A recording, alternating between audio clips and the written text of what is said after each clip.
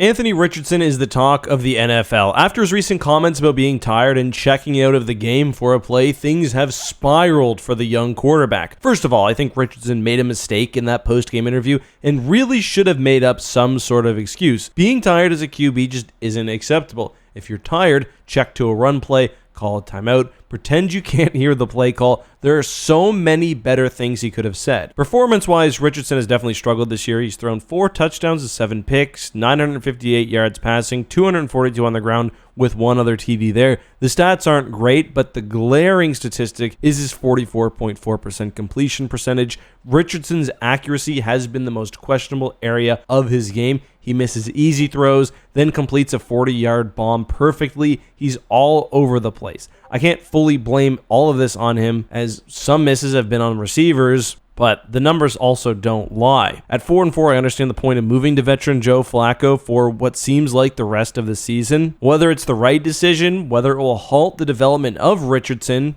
who the Colts knew was a project with a high upside but limited games at the college level, is a different question. Maybe the public was less surprised, but across the NFL, wide receiver Michael Pittman, for example, said he found out from social media about the benching. Richardson was told he didn't have much of an explanation himself. Wide receiver Josh Downs stuck up for Richardson in his comments. Even Vikings defensive coordinator Brian Flores had some positive comments complimenting Richardson's talent and impressiveness of the tired play. Honestly, if anything, I think a lot of this has made the Colts leadership group from GM down to head coach look pretty silly. Anyway, the last thing I saw this on Reddit before recording this video, Luke Kuechly talked about Richardson saying, "I saw a guy in Carolina do this," referring to scrambling all the time. He wore number 1 and played QB, and he'd just get up, he'd walk back to the huddle, he'd go back in and play the next play. Obviously talking about Cam Newton. But even with all this chaos, I don't know. I think I might continue rolling with Richardson. Yes, Flacco will help the offense move the ball,